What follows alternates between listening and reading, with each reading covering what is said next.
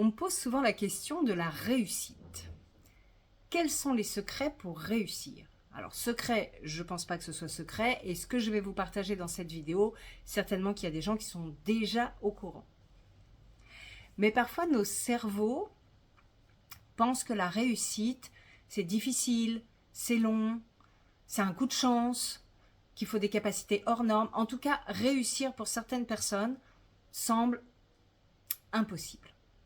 Alors effectivement, tout n'est pas possible. Je combats fortement le « si tu veux, tu peux ». Ben non, pas toujours, ça ne suffit pas toujours. Souvent, dans ce qui paraît impossible, de façon très intelligente, de façon intuitive, nous percevons les paramètres qui ne sont pas dans notre pouvoir-faire, qui ne sont pas de notre fait. Mais du coup, notre cerveau perd en discernement et nous ne faisons même pas ce qui est de notre responsabilité et qui pourrait peut-être donner au moins une partie de chance à notre réussite. Je peux prendre un exemple. Si vous aimeriez revaloriser votre engagement dans votre poste, peut-être avoir une évolution de carrière, mais que vous pensez « je suis sûr qu'ils ne voudront pas, je suis sûr que ça n'est pas dans les plans de l'entreprise, non mais de toute façon, plus on demande, moins on aura », bah du coup vous ne demandez pas, ok, bah c'est le meilleur moyen que vous n'ayez pas cette évolution de carrière. C'est le meilleur moyen pour que ça n'arrive pas. Dans tous les processus de réussite, la première idée, c'est de faire ce qui est sous notre responsabilité. Parfois, c'est une étape qui est assez petite, mais c'est important de se sécuriser et de faire des choses dont on se sent capable, qui sont de notre fait. Et une fois que vous avez atteint cette première étape, eh bien, vous passez à l'étape d'après. En fait, la réussite se construit pas à pas. J'aime bien dire que la vie, c'est un peu comme un jeu vidéo. Ce serait pas très drôle de faire et de refaire le même niveau toute sa vie. L'être humain est un être intentionnel, il a besoin d'objectifs et d'avancer, c'est dans sa nature. Alors, dès que vous avez fait un premier pas, faites le second. Deuxième idée, c'est partir du principe que ce n'est jamais gagné. Non, tu n'es pas le ou la meilleure dans ton domaine. Il y aura toujours quelqu'un d'autre qui fera lui aussi quelque chose de génial. Lui aussi réussira comme il le souhaite. Et quand bien même tu aurais eu les honneurs sur un projet, bah on ne sait pas si le prochain, ça peut être plus compliqué de le réussir. Donc on doit entretenir cette capacité à être toujours en train de se renouveler, en train de viser la marche d'après. Partir du principe que c'est jamais gagné, c'est très sain. Ce n'est certainement pas se dévaloriser. C'est se dire qu'on a la force, la capacité à tenir bon, à se renouveler et à avancer encore et encore. Et c'est être lucide sur le fait que chaque jour est à construire. J'aime beaucoup cette phrase qui est évidemment bateau mais tellement vraie à mes yeux. Chaque jour est le premier jour du reste de ma vie. Troisième élément, la réussite ne se fait pas en visant petit. C'est important d'avoir des objectifs ambitieux, même s'ils doivent être extrêmement réalistes. Et c'est cet équilibre qui n'est pas toujours facile à tenir. S'entourer des meilleurs, c'est très important de se challenger avec des sparring partners qui vont vous dire « Non, c'est pas bon, fais pas ça, tu devrais faire ça ». C'est jamais simple à entendre, mais c'est prendre les feedbacks comme des éléments qui constituent la prochaine étape, la prochaine marche de votre réussite. Et quand votre entourage vous dit bah vas-y fais-le, je vois pas ce qui te fait peur, évidemment que tu es la bonne personne et que je suis sûre que ça va marcher, on les croit. Je répète, on les croit.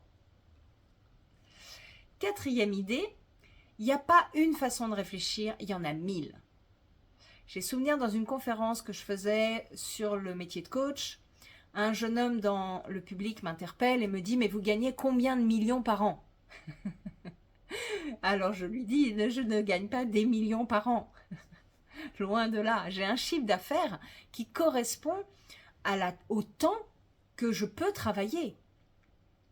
Et je travaille beaucoup, mais voilà, j'ai le chiffre d'affaires qui correspond à mon temps de travail. Et là, le type me dit, mais si vous ne gagnez pas des millions, ça veut dire que vous ne réussissez pas dans votre job. Alors oui, pour lui, ma réussite n'est pas sa réussite.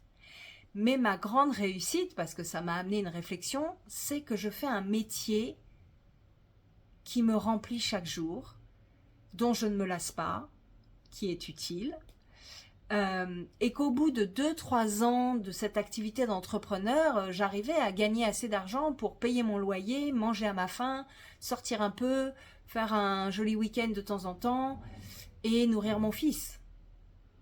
Donc, et même si je travaillais, et je travaille encore parfois 70 heures par semaine, quand mon fils était enfant, j'allais le chercher à l'école à 16h30. Et j'ai encore le souvenir de, je suis avec mon petit sac à main devant l'école et je me dis, mais ma réussite c'est ça, c'est que j'arrive à tout combiner et à être là pour le voir sortir, et j'ai fait ça jusqu'à ses 10 ans. Donc oui, ma réussite c'est ça, et c'est la mienne. 5e idée, une astuce qui moi m'a beaucoup aidé à tenir sur le long terme. Ça fait 20 ans que je suis seule responsable de mon chemin et de mes réussite, j'aime bien dire qu'il n'y en a pas qu'une. Ma réussite à moi, c'est de savoir chuter, tomber, même très bas, et de me relever. Et peut-être que ma touche personnelle, c'est que quand je me relève, je n'ai pas l'impression, je ne me sens pas blessée par les événements. Les événements, le jugement, voilà, tout ce qui se passe et qui nous empêche de réussir par moments. En fait, les événements sont dans ma vie. Ils ne sont pas là pour m'embêter. Les événements sont dans ma vie parce qu'ils sont dans ma vie. Point. J'ai une acceptation que tous les chemins sont fabriqués de haut et de bas. Hein. C'est comme un électrocardiogramme. Hein. S'il n'y a pas de bas, il n'y a pas de haut. S'il n'y a pas de haut, il n'y a pas de bas. Ok. Si on prend cette métaphore et que on imagine que l'électrocardiogramme il est sur une ligne qui fait bip, c'est rarement une bonne nouvelle. Donc en fait la vie elle est faite d'alternance. Un coup oui, un coup non. Un coup ça marche, un coup ça rate. Un coup on est en haut, un coup on tombe en bas et on se met sous sa couette. Dans mes coachings, certaines personnes, dans les moments où ils sont vraiment dans le bas, me disent « Ouais, j'ai l'impression de reculer ». Moi, je leur dis « Si ça se trouve, vous prenez de l'élan. Donc, c'est pas grave. » Et puis peut-être un dernier élément qui permet de bien évoluer dans le domaine de la réussite, c'est de ne pas en vouloir aux gens qui ne t'aiment pas, qui ne te reconnaissent pas, qui ne reconnaissent pas ta réussite, qui ne t'aiment pas parce qu'ils pensent que tu réussis mieux qu'eux. Et dans l'autre sens aussi, si ton focus il est sur les gens qui réussissent mieux que toi, que tu les envies, que tu les jalouses, quelle perte d'énergie. Et toute l'énergie que tu perds à être bloqué sur les autres, ce que tu penses d'eux, ce qu'ils pensent de toi, le temps que tu passes à mesurer les différences entre eux et toi, c'est une énergie que tu ne mets pas au service de ta réussite. Donc, stop. Conclusion, fais du pas à pas. Pars du principe que c'est jamais gagné, assume ta version de la réussite, apprends à tomber et à te relever, laisse les autres faire et penser comme ils veulent. Sois ton meilleur allié.